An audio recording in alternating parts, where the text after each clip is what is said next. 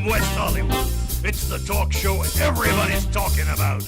Born to Kibitz. With your host, he's the man who would be king, the man with one red shoe, the man who shot Liberty Valance. Please welcome Kibitz. Oh my God. Whoa, would you look at... Well, hello, and welcome to Born to Kibitz. I'm your host, Corky Bernstein. Thank you so much for joining us and being part of our cable TV family. We love you so much. You know, and speaking of family, ladies and gentlemen, it's not every day a son can wish his mom a happy 90th birthday, because let's face it, most moms don't make it to 90, but ours did, and mazel tov, as they say in Salt Lake City. And it's also not every son who can wish his mom a happy birthday on public access TV, you know, and share his sentiments of joy and love to Time Warner's vast viewing audience of 10, 20, 30 people tops. But you could, if you had your own show on public access TV, you could also interview anybody you ever wanted, like I did when I interviewed Pat McGarity, who told us how he overcame his speech impediment and got rehired as an air traffic controller at LAX. Take a look. This is what is helping you overcome your problem? How about, can you give us a little idea of what kind of instructions? Oh, well, yeah, no, this is a self help cassette? You got it. And it's meant specifically for let's give us a little taste of this. Yeah. All right. We're on camera. I listen to this as I go to sleep. Sleeping. Don't stutter. You see? Now listen. Don't stutter. See? I'll make. Don't stutter. Now I listen to this all day. Don't stutter. Even in my car. I put it Stop stuttering. in my car. I put it in the cassette. Stop stuttering. Put it in my car. Listen. Don't stutter. And at night when I go to sleep. Come on, don't stutter. And Do not stutter. Stop stuttering. see that? Don't stutter. So it's very helpful to me, and as a result of the tape, by the way, is 90 minutes. 90 minutes and I listen to it about 4 times a day, and that's why you can practically you can't even tell that I Ben, I think it's great. you can't even tell that I. No, I think like I say, you are a tribute to. Would you know that No, not at all. Now let's stammer? let's go back to some formative events in your life when, as a kid growing up, because I touched on this area when we interviewed you the first time. What kind of difficulties did you have as a child? For example, I know that children are cruel. Children can be cruel. The worst. Were there any nicknames that you were given as a child, or the kids used to call me motor mouth.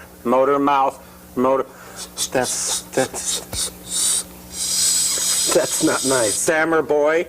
No. And dipshit. They call me a lot. You know.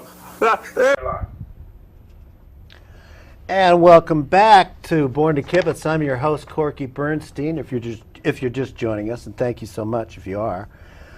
We love you so much, and thank you all for these lovely letters, faxes, emails you send us. We love them so much. Here's one from our special #1 fan who suffers from dyslexia, unfortunately. So bear with me, please, when she writes, Corky dear, I am your fan dyslexia with every time CIU on TV, my pound hearts and my gets very crotch wet. The time only other was I sexually attracted to TV on someone was Gumbel Bryant because his big are so hands, and you mean what that knows. But you, Corky, are the me for one, and promise I night one meet with me, world your rock. Here is a me of a photo recent, as can you see I had my done hair recent, especially for you. You can't see my body, see in this picture. This, but me trust, Corky, I body have like Barry Halley, love my withal, Anaconda, Sephardic Oaks, California. Here's a picture of Anna.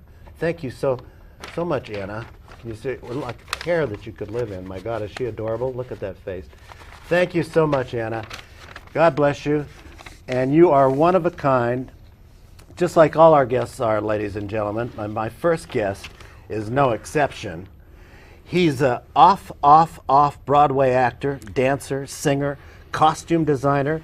He's won the Offie, the Golden Probe, and is a 2-time winner of the coveted Merman Award. Most recently, he's written a book of memoirs called Dark on Mondays.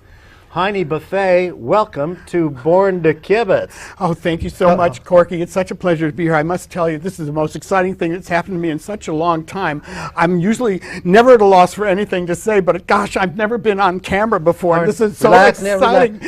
Relax. It's okay. Relax. Do you have any narcotics or anything that can settle me? Hold my hand. Hold my hand. Deep. Oh. Deep Deep my breath. Gosh, your hands are so cold you could be dead. Before I forget, go ahead. Listen, Go ahead. I just want to say how excited I am to be on the show with Julie Andrews. Oh, yes, I forgot to mention that. This is so exciting. Everybody's going to be thrilled. I know it. The one and only exclusive I'm interview. so sorry I can't stay after my segment because I can't stay because what do you mean you can't stay? I have to start. I'm opening in a matinee performance of my new show, and I have to leave right away. I'm so sorry. But what show are you doing? Oh, thank you so much. Yeah. Settle down. I am so excited. I think I'm getting knots in my ass hairs. Never wear a thong on an interview. It just, is that what you're doing? I'm okay. Thank you so much for asking. I can't believe you're so excited. Well, this is a big experience for me. You're so famous. Oh, you look great. Well, thank you so much. So, Guys and Dolls. No. Guys and Guys. Oh, Guys and Guys. Yes, Guys and Guys. And I play the... Who are you? What's it? I play the Italian waiter, Bernie Big Finger Gambino. Oh, well, give us a couple lines. How does Bernie? Give us a couple lines. Okay, just give me a moment to prepare. Okay. Breathe in. Deep. Hey, shut up and sit down, or you just want to stand in the line outside, or what? What do you think? High five. You're so cold. That was only one line. You said, you said you give us a couple of lines. That was both lines. That was both. I say that line in the first act, and then I repeat it in the third act. Oh, okay. So how do you build that? Is that 2 lines, or should I build it as just 1 line? Regardless, the character is a heavy hitter. Oh, thank you so much. Really, I worked hard. I studied Italian to do it.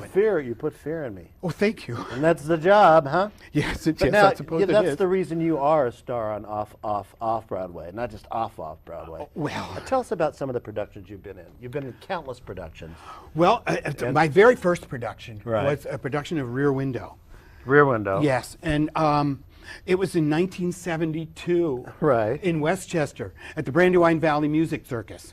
Oh yeah. Oh, it was so exciting. Were you a nervous? Funny story about Go that. ahead. Very funny story. It was my first theatrical experience, and I thought, I was very naive at the time, I thought you had to be 21 to be in show business. Right. So on the application I said I was 22. And they said they hired me because they thought I was 8. But I was really 14. I was so young. But it changed my life, I swear. How was that? Well, I embraced the theater. I came alive. Well, I was going to say, my gosh, for you to fib like that, you must have wanted it passionately. I wanted it very, very badly, Wow. Corky, the same way you want what you do. And you're so good at it. And how about some of the people that you've Let me tell you some of the shows. You wanted to know some of the shows I'd love I've done. to hear. I'm so sorry. Rear Window. I'm just going to refer to my resume here, if you don't mind. I did Up the Downstairs Case. Paint My Wagon. Oh, that was so much fun. I got sores, though, from being painted so much. We did Oklahoma. In fact, just recently, we did it reprise in the Valley. You call it the Valley here? We call it the San Fernando Valley. We did it last year here. We did a production piece of a remake of a Clint Eastwood film. It was positively enchanting. It's called High Plains Drifter. Hi. It was a wonderful production. Oh, that is too money. Recent productions I've been in, Fags of Our Fathers. Okay. Oh, and we did a very serious piece recently called 12 Furious Men. Good. In fact, I have a production still with me from that show. Oh, I'd love right to see. here. Oh, look at that. Can you show the audience? Can the audience? Is that on there? Yeah, good. And a few other shows I did. Oh, I love that. Go ahead. This was a real heartbreaker show. Yeah. A wonderful show, wonderful cast, the Ass Menagerie. And we did a disco fantasy piece based on the 70s called Stop the Music, I Want to Get On.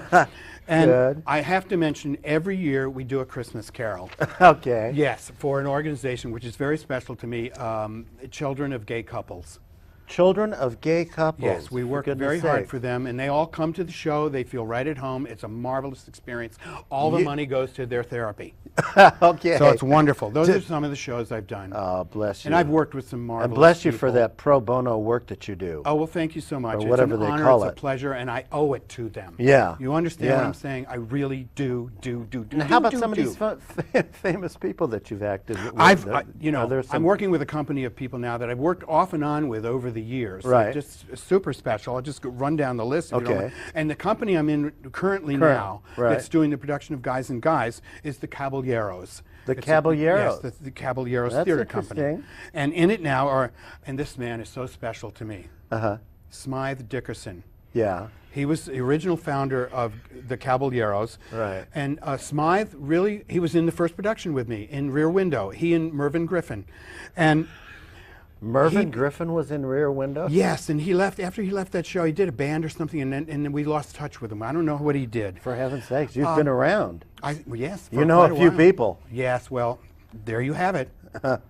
Yeah. Success lingers.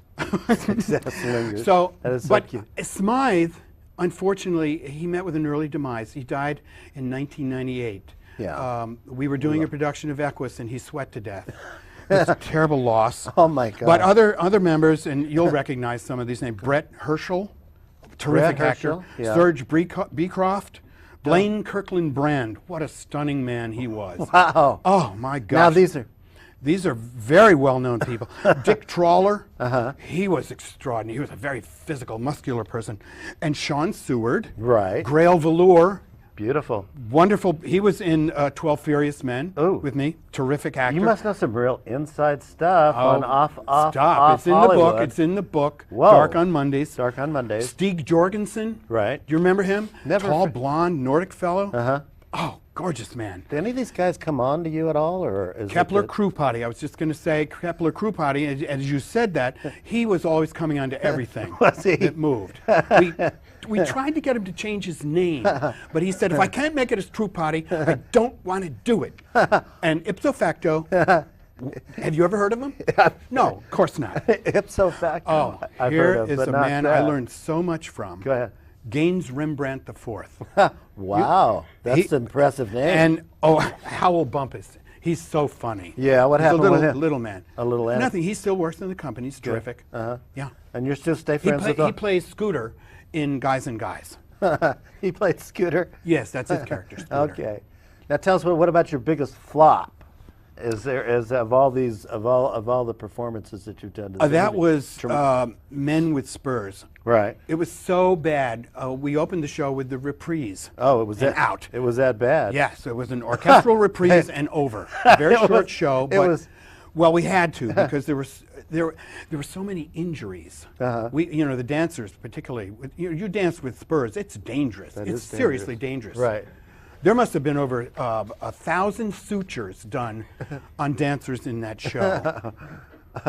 Wow. Scarring was a big problem. Surviving off Broadway Yes. is more like it in a scenario like that. Yes, it is. And how about your biggest hit? Well, Your famous that hit. has to be. Let's see. I mean, there have been so many, right? Yes, there have. And this Guys I and think Guys Oklahoma. actually- Oklahoma was it? one of the biggest hits. Yeah, and then we followed it up with Oklahoma Sexual. As people became more and more aware, we did an extended version. Oh, you're beautiful. Well, thank you. Now I want to do something for you. It's just a surprise. But I like to ask all my famous stars just quick questions. Okay, And it's okay. just called Truth or Rumor. So are you ready? Yes. What do I This do? is all the stuff that's out there about you, and I want to clarify it for the record. Oh. And so it's called Truth or Rumor. Okay, I'm ready. So just Truth or Rumor. All Yes, right? yes. Is it true you toured in the 80s as BB Queen? Truth. That's the truth. Yes. Okay. Is it true you turned down the lead role in Running with Sissies? That is a rumor. That's a rumor? That's a rumor. Okay. Did you play the foot slave in Madame Tushy's House of Wax? That was also a rumor, but I started it. Okay, you started. It ran for 6 years. You are I made over $700 on that show. You're a sweetheart. Oh, well, thank you so You are much. something You're so else. kind. Now I know your knees are so cold you could be dead. Now I know you have to go. I do. But would you do us one favor, one quick favor? Oh, absolutely. What is From Speaking with Your Feet? Is it Speak with Feet? it? No, Feet That Speak, the Feet show. That Speak, forgive me. Feet That Speak is the Forgive show where me, I'm, Feet That I guess Speak. I would have to say almost that's my favorite piece because the name stuck with me. I've been known, as the man with feet that speak. Oh, I love. Could you give us a taste? All right. Yes, Just a taste absolutely. Of that before we say Sure. Would it be okay to just go over here? Just over here, Feet Okay. That Speak. Hiney Buffet, ladies and gentlemen. I love this. Are you Go- ready? Anytime you are. This is a little piece I call Elephant Walk.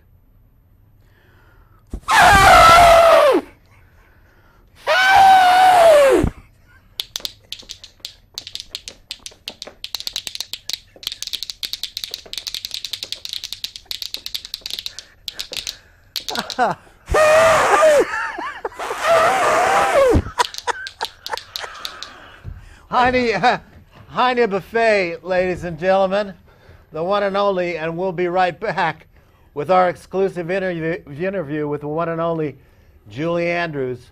So stick around. I'm so sorry I can't stay for her. Thank you so much, Corky. You gotta stay. It's wonderful.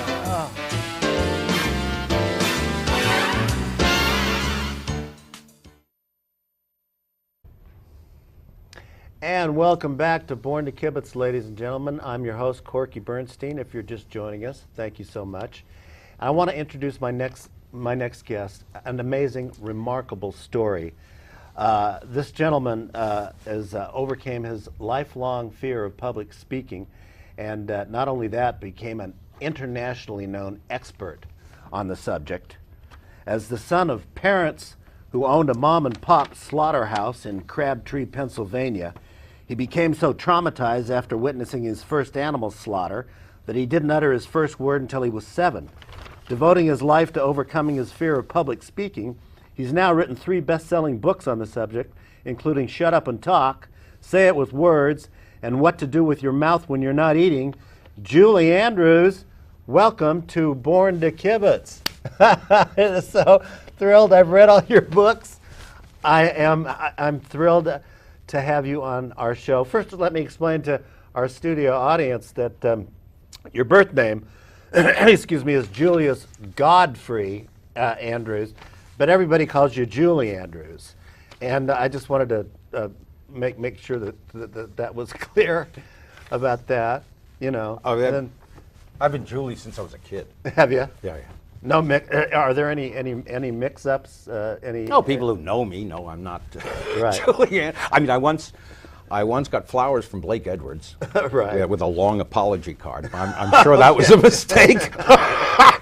I was invited to a party at Dick Van Dyke's house once. Come on, he thought you were Julie Andrews? Well, it was an invitation. It obviously was not meant for me because Right, okay. I didn't know a soul there. Okay. But no, for the most part, I mean, I'm the real. I was Julie Andrews before Julie Andrews. Now listen, I got to talk about this the most important subject out there, as far as I'm concerned. It's America's #1 fear of public speaking that you address in all of your books. That Americans are so afraid of speaking in public that they'd rather die or contract a terminal illness, and your books address all that. What is with this fear of public speaking? What is with that? It's the single most common phobia Right. on the planet Right. among people. I know. The single most. Exactly. And there are 5 essential causes for a fear of public speaking. Right. 5 basic causes. Okay. Number 1, and this pertains to children, women, men, people of other cultures, Other countries. Other countries, Worldwide. It's a basic human condition. You don't want to get up and look like a... What? Go ahead. Well, the reason, like I say, 5 basic causes. Right. Number 1. Right. And it starts in childhood. Uh-huh. You know, the seed is planted in childhood. Right. Because that's when that fear manifests itself inside, because that's when your confidence is at the lowest, before you've blossomed as a... Number 2.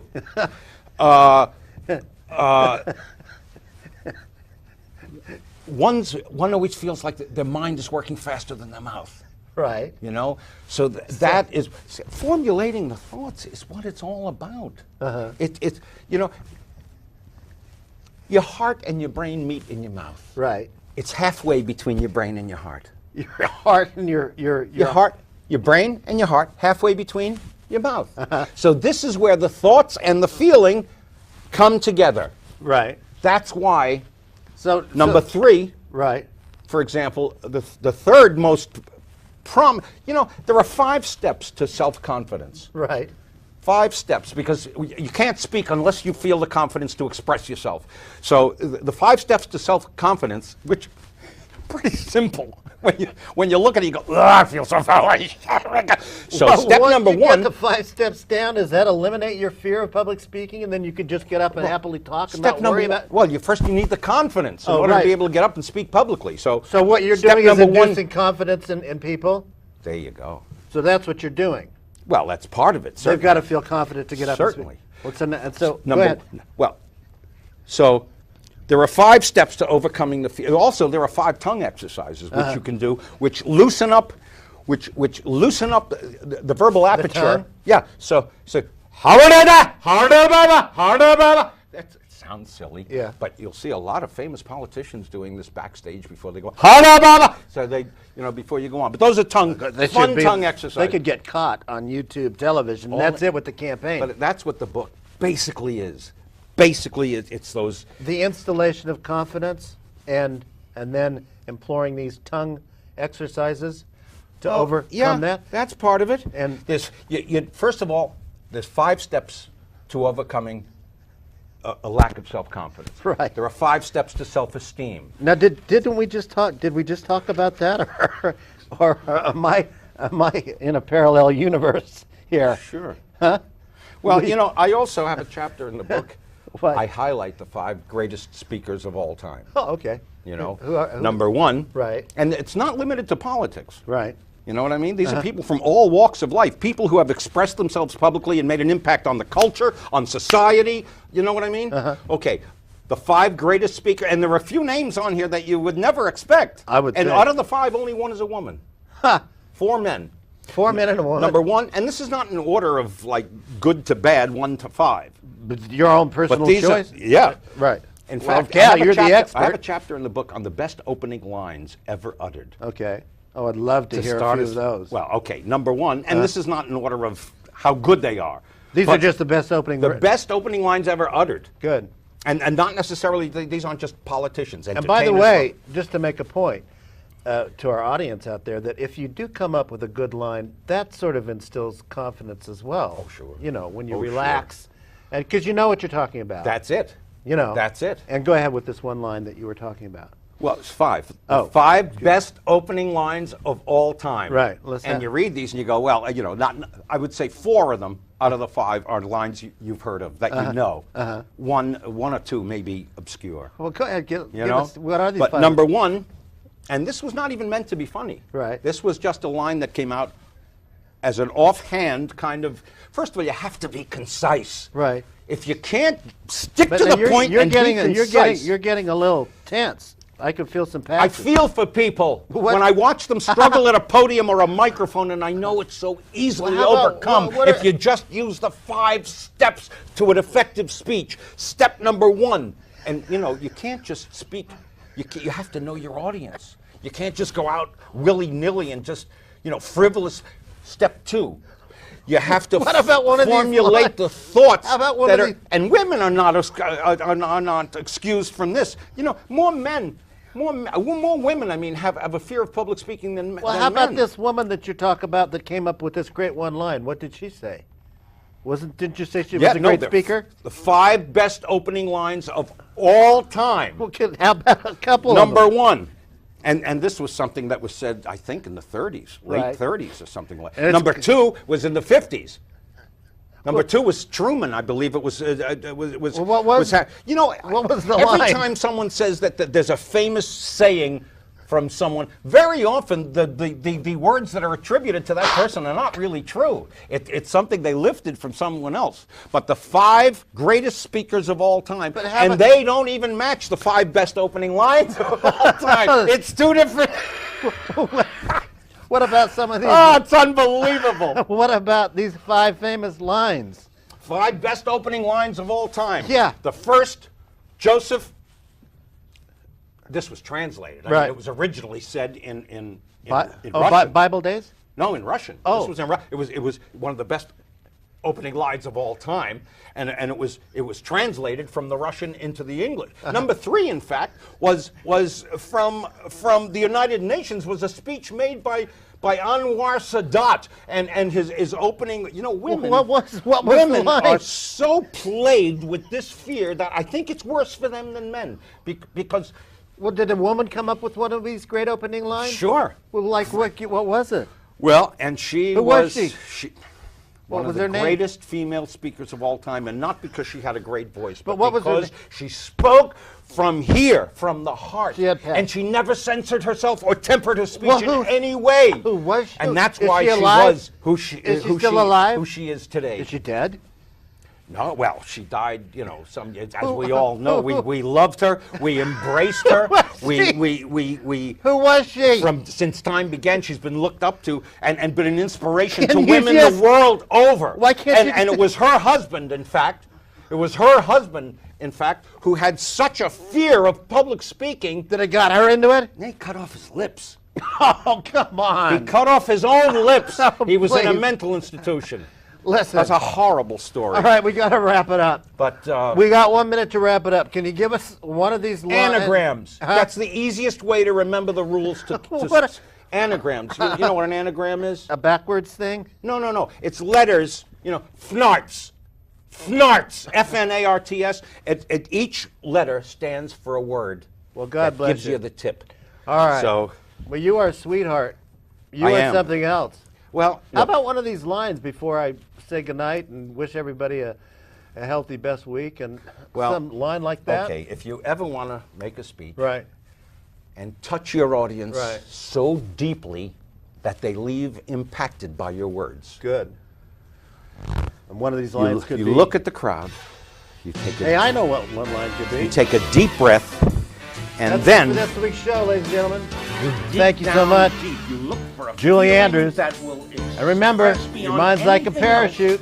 How you It works feel, best when and to look for the honesty. If there's no I truth can't in hear it, you. What's the point?